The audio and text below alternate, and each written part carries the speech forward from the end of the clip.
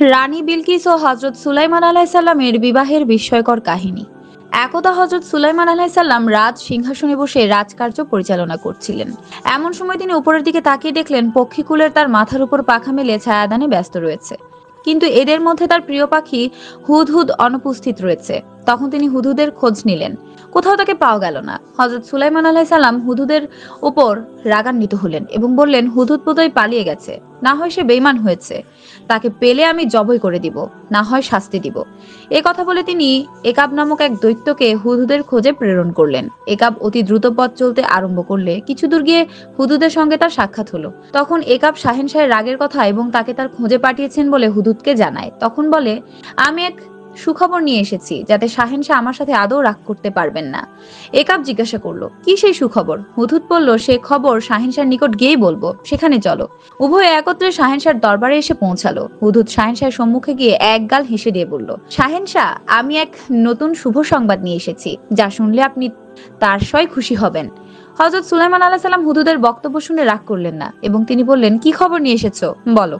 হুদহুদ বলল, হুজুর, আমি অল্প সময়ের জন্য আপনার সিংহাসনের বাইরে গিয়ে দেখি আমার এক জাতি বন্ধু উড়ে যাচ্ছে। তখন আমি তাকে ডাক দিলাম, সে ডাক শুনে আমার নিকট আসলো। তখন তার সাথে দীর্ঘদিনের পঞ্জীভূত ভালোবাসা আদান প্রদান করলাম। তারপর সে আমাকে জিজ্ঞেস করলো, ভাই, তুমি কোথায় থাকো? আমি বললাম, আমি বাদশাহ সুলাইমানের রাজ্যে থাকি। আমি তাকে আপনার দরবারের কথা বলায় সে বলল, আমি বাদশাহ সুলাইমানের দরবার চিনি না। তখন আমি তাকে বললাম, তুমি এমন কোনো রাজ্যে বসবাস করো যেখানে শাহেনশাহ রাজ্যের খবর সম্পর্কে অজ্ঞাত থাকতে পারো? সে বলল, আমি এমন এক রানীর রাজ্যে বসবাস করি যে অত্যন্ত রূপবতী, দয়াবতী ও আরামপ্রিয়। তার রাজ্যে যত প্রজা আছে সকলে অতি আরামে জীবনযাপন করছে। তার সিংহাসন বিশাল ও অত্যন্ত সৌন্দর্যমণ্ডিত। হীরা, জহরত, পান্না, মুক্তা ইত্যাদি মূল্যবান পাথর দ্বারা সুসজ্জিত। স্বর্ণ ও রৌপ্য দ্বারা তৈরি তার দরজা জানালা। আমি বললাম, তোমার রাজ্য সম্বন্ধে আমাদের শাহেনশাহ বোধহয় অবগত নন। যদি তিনি অবগত থাকতেন তাহলে অবশ্যই তার অধীনতা স্বীকার করে রানীর রাজ্য পরিচালনা করতে হতো। তখন আমার বন্ধু বলল, চলো আমার সাথে, আমাদের রানীর সুন্দর সুসজ্জিত রাজ্যটি একবার দেখে আসবে। আমি প্রথমে যেতে চাইলাম না। বন্ধু বলল, সরাইল দৈত্যের একমাত্র রূপসী কন্যা সাবা রাজ্যের রানী বিলকিস বেগমকে একবার দেখে এসো। তিনি কতটা রূপের রানী এবং কতটা শক্তির অধিকারিণী তা না দেখলে তুমি অনুমান করতে পারবে না। আমি এই ধরনের প্রশংসা শুনে বন্ধুর সাথে রওনা করলাম। দীর্ঘ সময় পথ চলার পর সারা রাজ্যের রাজধানীতে পৌঁছালাম। সেখানে পৌঁছে রাজমহলের এক দেয়ালের উপর বসলাম। আমি যখন রানী বিলকিস বেগমকে দেখলাম, তিনি অপরূপ সৌন্দর্যের অধিকারিণী। তিনি কুমারী, অত্যন্ত মূল্যবান। বিরাট এক সিংহাসনে তিনি উপবিষ্ট। আমি তার রূপ দেখে মুগ্ধ হয়ে গেলাম এবং শাহেনশাহের বিবি করে তাকে লাভ করার সিদ্ধান্ত নিলাম। হে শাহেনশাহ, এখন আমার পুরস্কার দিন। আমি এমন পুরস্কার চাই যা আমার বংশানুক্রমে এক স্বর্ণের প্রতীক হিসেবে চিহ্নিত থাকবে। হযরত সুলাইমান আলাইহিস সালাম বললেন, তুমি যা বলছো তা সত্যি কিনা আমি আগে যাচাই করে দেখব। যদি তুমি সত্যবাদী হও তাহলে আমি তোমার মাথায় এক স্মরণীয় মুকুট স্থাপন করে দেবার জন্য আল্লাহর দরবারে দোয়া করব। আর যদি মিথ্যা কথা বলো তবে তোমাকে শাস্তি দিব। হুদহুদ বলল, আপনার নিকট মিথ্যা কথা বলার মতো সাহস আমার নেই। আমি যা কিছু বলেছি প্রকৃতপক্ষে ঘটনা এর চেয়ে আরো অনেক বড় এবং ব্যাপক। আমি আমার ক্ষুদ্র মুখে সঠিকভাবে বর্ণনা দিতে সক্ষম নই। তবে একটি বিষয় আছে, তা ঘৃণা করা যেতে পারে। সেটা হলো রানী ও তার সকল প্রজাবৃন্দ সূর্যের পূজারী। হযরত সুলাইমান আলাইহিস সালাম জিজ্ঞাসা করলেন, তুমি কি তাদেরকে সূর্য পূজা করতে দেখে এসেছো? হুদহুদ বলল, হ্যাঁ, আমি নিজেই তাদেরকে সূর্যের পূজা করতে দেখেছি। শয়তান তাদের পথ প্রদর্শন করছে। এতে তারা আল্লাহ তাআলার নির্বাচিত পথ পরিত্যাগ করে সূর্য পূজায় আত্মনিয়োগ করছে এবং তারা হেদায়েতের থেকে অনেক দূরে সরে পড়েছে। হযরত সুলাইমান আলাইহিস সালাম হুদহুদের শেষ কথা শুনে বললেন, তোমাকে আমি বিশেষ দ্রুত করে আমার পত্র নিয়ে বিলকিসের নিকট প্রেরণ করব। তুমি আমার পত্র তার নিকট পৌঁছে দাও। তারপর ফিরে এসে দেখা যাক সে পত্রের কি উত্তর দেয়। হুদহুদ বলল, শাহেনশাহ, তাহলে দয়া করে পত্র লিখে দিন। আমি এখনই পত্র নিয়ে চলে যাচ্ছি। হযরত সুলাইমান আলাইহিস সালাম লিখলেন, পরম করুণাময় আল্লাহ তাআলার নামে শুরু করছি। এ পত্র আল্লাহর নবী সুলাইমান আলাইহিস সালামের পক্ষ থেকে সাবার রানী বিলকিসের প্রতি প্রেরিত হলো। রানী বিলকিস, আপনি অনতিবিলম্বে ইসলাম ধর্ম গ্রহণ করে আমার নিকট চলে আসুন, অন্যথায় প্রতিরোধমূলক শক্তি নিয়ে আমার সম্মুখীন হন। এ পত্র লিখে হযরত সুলাইমান আলাইহিস সালাম হুদহুদ পাখির মুখে দিয়ে দিলেন। হুদহুদ পাখি পত্র নিয়ে দীর্ঘ পথ অতিক্রম করে সাবা রাজ্যের রাজধানীতে পৌঁছালো। অতঃপর সে রাজমহলে গিয়ে দেখলো রানীর খাসমহল 7টি গেট দিয়ে বন্ধ করা রয়েছে, শুধু জানালাগুলো খোলা। তখন হুদহুদ জানালা দিয়ে ভেতরে গিয়ে দেখলো 7 মহলের অভ্যন্তরে রানী বিলকিস ঘুমিয়ে আছেন। তখন হুদহুদ অতি সন্তর্পণে চিঠিখানা রানীর বুকের উপর রেখে জানালা দিয়ে বেরিয়ে এলো। অতঃপর সে হযরত সুলাইমানের দরবারে এসে পত্র পৌঁছানোর ঘটনা সবিস্তারে শাহেনশাহকে অবগত করলো। রানী বিলকিস ঘুম থেকে জেগে বুকের উপর একখানা পত্র দেখে অবাক হলেন। অতঃপর তিনি পত্রখানা খুলে পাঠ করলেন। পত্র পাঠ করে তিনি ভীষণ চিন্তাযুক্ত হয়ে পড়লেন। কে তার নিকট অলৌকিকভাবে পত্র পৌঁছে দিয়ে গেল, তাকে তিনি দেখলেন না। বিশেষ করে মহলের 7টি দরজা সম্পূর্ণ বন্ধ থাকার পরেও এ মহলে কে ভিতরে ঢুকে এ পত্র দিয়ে গেল, তার কোনো হদিস পাওয়া গেল না। দ্বিতীয়ত, পত্রের বিষয়বস্তু অত্যন্ত ভীতিকর এবং হুমকিদায়ক। রানী পত্রের মর্ম অনুধাবন করে অত্যন্ত ভীত হলেন এবং জরুরি ভিত্তিতে পরিষদ বর্গকে ডেকে পাঠালেন। জরুরি খবর পেয়ে তার পরিষদ বর্গ রাজমহলে এসে উপস্থিত হলেন। তখন রানী বিলকিস সকলকে পত্রখানি দেখালেন এবং পত্রের মর্ম অনুসারে এখন তাদের কি করণীয় আছে তার পরামর্শ চাইলেন। পরিষদ বৃন্দের সদস্যদের কেউ কেউ বললেন, আমরা সৈন্য সমাবেশ নিয়ে সুলাইমান বাদশার সাথে যুদ্ধ করব। কেউ কেউ বললেন, না, যুদ্ধ করা সম্ভব নয়, তিনি বিশাল শক্তির অধিকারী, তার সাথে যুদ্ধ করে আমরা কয়েক ঘন্টাও টিকে থাকতে পারবো না। আবার কেউ বললেন, হযরত সুলাইমানের নিকট আত্মসমর্পণ করা হবে সবচাইতে নিরাপদজনক। সর্বশেষে রানী বিলকিস বললেন, আমার অভিমত হলো তার সাথে যুদ্ধ করে টিকে থাকা আমাদের পক্ষে অসম্ভব।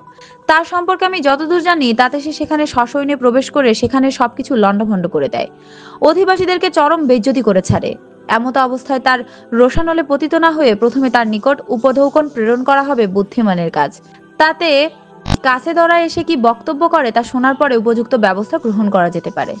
রানীর প্রস্তাবে সকলে একমত হলো। রানী উপঢৌকন প্রেরণ করে বুঝাতে চেয়েছেন যে হযরত সুলাইমান আলাইহিস সালাম প্রকৃতপক্ষে একজন নবী না, একজন রাজ্য অধিপতি। যদি সুলাইমান আলাইহিস সালাম নবী হন তাহলে তিনি উপঢৌকন গ্রহণ করবেন না, তিনি রানীকে ইসলাম গ্রহণের জন্য চাপ সৃষ্টি করবেন। আর যদি তিনি একজন রাজ্য অধিপতি হন তাহলে তিনি উপঢৌকন গ্রহণ করে তাকে বিয়ে করার প্রস্তাব পাঠাবেন। কাসদদের নিকট রানী বিলকিস উদাহরণ হিসেবে 7খানি স্বর্ণের এবং 7খানি রূপের ইট, মণি, মুক্তা, জহরত ও পান্না জাতীয় অনেক মূল্যবান পাথর দিলেন। সর্বোপরি স্বর্ণ সুতা দ্বারা তৈরি করে একখানা ঢাকনা দিয়ে সবগুলিকে ঢেকে দিলেন। কাসেদরা যথাসময়ে এসে হযরত সুলাইমান আলাইহিস সালামের দরবারে পৌঁছালো। তখন রাজ সিংহাসনে বসা ছিলেন হযরত সুলাইমান আলাইহিস সালাম। 1000 উজির তার সম্মুখে বসা ছিল। পাশে সৈন্য, সামন্ত, পাইক, পেয়াদা, জিন, পরি, দৈত্য, দানবেরা নিজ নিজ অবস্থানে শাহেনশাহর আদেশ নির্দেশের অপেক্ষায় করজোড়ে দাঁড়িয়েছিল। এমন সময় এক ব্যক্তি এসে তাকে জানালো, হুজুর, রানী বিলকিস উপঢৌকন দিয়ে কাসেদ পাঠিয়েছেন। হযরত সুলাইমান আলাইহিস সালাম খবর পেয়ে কাসেদদেরকে ভেতরে আসার হুকুম দিলেন। কাসেদরা সম্মুখে অগ্রসর হয়ে দেখলো রাজমহলের দেয়াল, ছাদ সমস্তই স্বর্ণ ও রৌপ্যের তৈরি। এছাড়া সিংহাসনের চতুর্পাশে মূল্যবান পাথর দ্বারা বিভিন্ন কারুকার্য খচিত রয়েছে। এগুলো দেখে নিজেদের আনা উপঢৌকন অতি তুচ্ছ বলে তারা ভীষণ লজ্জিত হলো। তারা এ নিয়ে সম্মুখে অগ্রসর হতে লজ্জাবোধ করছিল। হুদহুদ পাখি এ সময় তাদেরকে মনোবল দিয়ে সম্মুখে অগ্রসর হয়ে যেতে বলল। তখন তারা হযরত সুলাইমান আলাইহিস সালামের সম্মুখে যথাযথ সম্মান প্রদর্শন করে শাহী দরবারের নীতি বজায় রেখে সম্ভ্রমের সাথে উপঢৌকন পেশ করলো। হযরত সুলাইমান আলাইহিস সালাম এ সকল উপকরণ দেখে বললেন, তোমরা কি আমাকে এই উপঢৌকন দিয়ে খুশি করতে এসেছো? এর চেয়ে আমাকে আল্লাহ তাআলা অনেক গুণ বেশি দিয়েছেন। তোমরা এগুলো ফেরত নিয়ে যাও। তোমাদের রানীকে গিয়ে বলো, যদি সে ইসলাম ধর্ম গ্রহণ না করে এবং অস্বীকার করে তাহলে আমি আমার সেনাদল নিয়ে তাকে আক্রমণ করব। তখন তার রাজ্য লণ্ডভণ্ড হবে এবং তারা রাজ্যচ্যুত হয়ে অবমাননার কলঙ্ক নিয়ে অন্যত্র চলে যেতে বাধ্য হবে। কাসেদরা হযরত সুলাইমান আলাইহিস সালামের দরবার থেকে বিদায় নিয়ে রানী বিলকিসের নিকটে এসে হযরত সুলাইমান আলাইহিস সালামের বক্তব্য জানালো এবং তার দরবারের শান শৌকতের কথা বিস্তারিতভাবে জ্ঞাত করলো। তখন রানী বিলকিস বললেন, তিনি আমার চেয়ে অনেক বড় সম্রাট এবং অনেক বড় শক্তিশালী। তার সাথে যুদ্ধ করে দেশ বিধ্বস্ত করার কোনো লাভ নেই। তবে শাহেনশাহের শুধু ধমকের সম্মুখে মুসলমান হওয়া সম্ভব নয়, তার কিছু নবুয়তের মোজেজা দেখা আমাদের কাম্য। সেই হিসাবে তার মোজেজা দর্শনের উদ্দেশ্যে আমি দ্বিতীয়বার কিছু পরীক্ষামূলক বিষয় নিয়ে তার নিকট কাসেদ প্রেরণ করতে চাই। রানীর উক্তির সাথে তার পরিষদবর্গ একমত হলো। তখন রানী কিছু সংখ্যক দাসদাসীকে একই পোশাক পরিয়ে সাজালেন। ছিদ্রবিহীন কয়েক টুকরো ইয়াকুত পাথর কৌটায় ভরে দিয়ে দিলেন। কিছু সংখ্যক তেজি ও অলস ঘোড়া প্রেরণ করলেন। অবশেষে একটি খালি বোতল দিয়ে দিলেন। কাসেদদেরকে বলে দিলেন, প্রথমে শাহেনশাহকে তোমরা দাসদাসীদের পৃথক করে দিতে বলবে।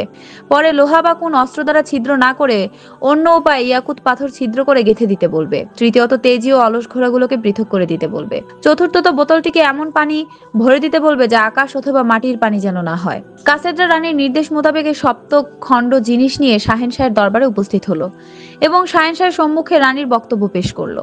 হযরত সুলাইমান আলাইহিস সালাম প্রথমে এই পোশাক পরিহিত দাসদাসীদেরকে হাত ধুতে আদেশ দিলেন। তখন পুরুষগণ শুধু আঙ্গুলি ধৌত করলো এবং মহিলারা হাতের কবজি পর্যন্ত ধৌত করলো। শাহেনশাহ তখন বলে দিলেন, এরা পুরুষ এবং এরা মহিলা। দ্বিতীয়ত, ইয়াকুত পাথর মাটিতে রেখে পাথর ছিদ্রকারী এক এক প্রকার কীটকে উহা ছিদ্র করার আদেশ দিলেন। তৃতীয়ত ঘোড়াগুলোর সম্মুখে ছোলা বুট ও ঘাস হাজির করতে বললেন।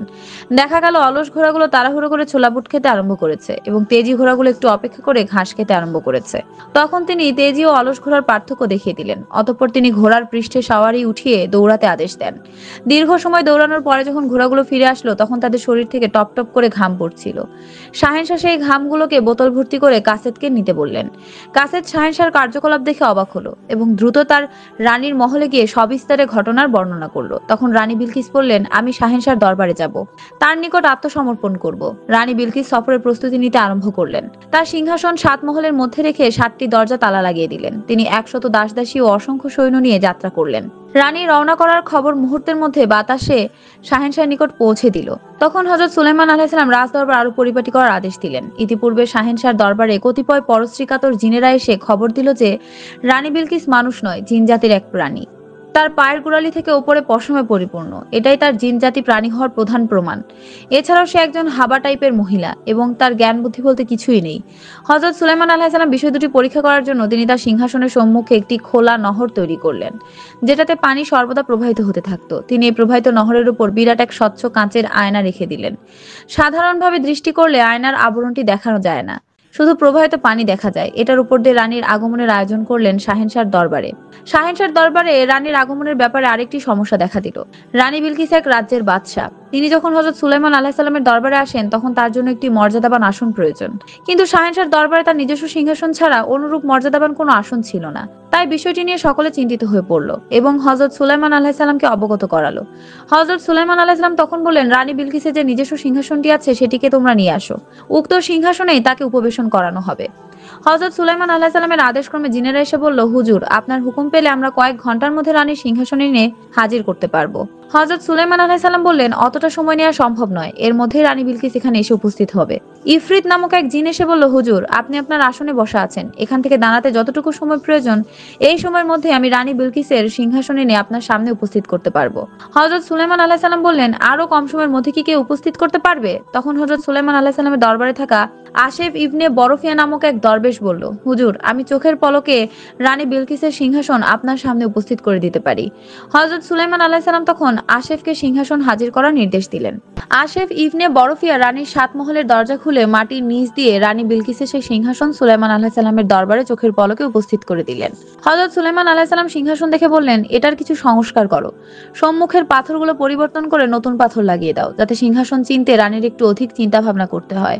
এর মধ্য দিয়ে তার বুদ্ধিমত্তার পরিচয় পাওয়া যাবে। কিছু সময়ের মধ্যেই সুলাইমান আলাইহিস সালামের নিকট রানীর আগমন বার্তা পৌঁছে গেল। সুলাইমান আলাইহিস সালাম রানীকে রাজমহলে নিয়ে আসার জন্য আদেশ দিলেন এবং তিনি সম্মুখের নহরের দিকে তাকিয়ে রইলেন। রানী হযরত সুলাইমান আলাইহিস সালামের মহলের সামনে এসে দেখলেন একটি নহর প্রবাহিত হচ্ছে। তিনি বুঝতে পারলেন না যে নহরের উপর কাঁচ দেয়া আছে। তাই রানী নহরের নিকট এসে নিজ পরিধানের কাপড় একটু উঁচিয়ে সম্মুখে অগ্রসর হলেন। অতঃপর তিনি একটি মুদ্রা সম্মুখে নহরের মধ্যে নিক্ষেপ করলেন। মুদ্রাটি কাঁচের উপরে পড়ে শব্দ করে একপাশে ছিটকে গেল। তখন রানী উঁচিয়ে রাখা কাপড় ছেড়ে দিয়ে সম্মুখে অগ্রসর হলেন। রানী যখন কাপড় উঁচু করলেন তখন শাহেনশাহ তার পায়ের প্রতি লক্ষ্য করে দেখলেন তার পায়ে কোনো পশমের চিহ্ন নেই। দ্বিতীয়ত নহরের উপর মুদ্রা ফেলে পথের সঠিক অবস্থান নির্ণয় করে নিলেন। এতে শাহেনশাহ বুঝে নিলেন যে রানী জিন নয়, মানুষ, এবং তার বুদ্ধিমত্তা অত্যন্ত তীক্ষ্ণ। জিনেরা তার নিকট যে সমস্ত অভিযোগ পেশ করেছিল তা মিথ্যা ও ষড়যন্ত্রমূলক। তাই রানীর প্রতি তার বিশ্বাস ও আকর্ষণ বৃদ্ধি পেল। রানী শাহেনশাহের সম্মুখে পৌঁছে তাকে সালাম দিলেন এবং তাকে মুসলমান করে নেওয়ার জন্য আবেদন পেশ করলেন। হযরত সুলাইমান আলাইহিস সালাম এই কাজে আর বিলম্ব না করে তাকে তওবা ও কালেমা পাঠ করালেন।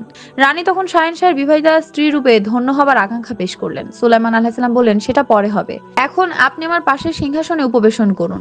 রানী সিংহাসনখানি দেখে একদৃষ্টিতে তাকিয়ে রইলেন। তখন সুলাইমান আলাইহিস সালাম জিজ্ঞাসা করলেন, আপনার নিজস্ব সিংহাসন কেমন? তখন রানী বললেন, মনে হয় এটাই আমার সিংহাসন, কিন্তু আমি নিশ্চিতভাবে বলতে পারছি না। শাহেনশাহ রানীর বিচক্ষণতা দেখে বেশ মুগ্ধ হলেন এবং তাকে ধন্যবাদ দিলেন। রানী বললেন, হে মহান আত্মা, আপনার দোয়া ও সহবত পেলে আমার জীবন ধন্য হবে, আপনি আমাকে সে ভাগ্য দান করুন। হযরত সুলাইমান আলাইহিস সালাম তখন বিলকিস সম্বন্ধে জিনদের পূর্বের অভিমত এবং বিবাহের পরবর্তীকালের জীবন নিয়ে চিন্তা ভাবনা করলেন। অতঃপর রানী বিলকিসের আবেদনের বিষয়ে পরিষদের নিকট পরামর্শ চাইলেন। পরিষদবর্গ বললেন, বিলকিস ইসলাম গ্রহণ করে আপনার নিকট আত্মসমর্পণ করেছে। দ্বিতীয়ত, যদি সে জিনের সন্তান না হয়ে মানবের সন্তান হয়ে থাকে তবে তাকে আপনার শাদী করতে কোনো অসুবিধা নেই। হযরত সুলাইমান আলাইহিস সালাম বললেন, রানী বিলকিস জিন নয়, মানুষ, আর সে নিজে আমার নিকট তওবা করে ইসলাম গ্রহণ করেছে এবং তার রাজ্য সহ আমার খেলাফতের অধীনতা মেনে নিয়েছে। তখন পরিষদবর্গ এক বাক্যে বিলকিসের সাথে শাহেনশাহের বিবাহে সম্মতি দিলেন এবং তারা অতি দ্রুত বিবাহের আয়োজন করতে লেগে গেলেন। স্বাভাবিকভাবে অল্প সময়ের মধ্যে তাদের বিবাহ কার্য সম্পন্ন হলো। প্রিয় দর্শক, আপনাদের কাছে একটি অনুরোধ করব, যদি এই ঘটনাটি আপনাদের ভালো লেগে থাকে তাহলে আমাদের প্রিয় নবী সাল্লাল্লাহু আলাইহি ওয়াসাল্লামের উপর একবার দরুদ শরীফ পাঠ করে যান। আল্লাহুম্মা সাল্লি ওয়া সাল্লিম আলা নাবিয়ানা মুহাম্মদ।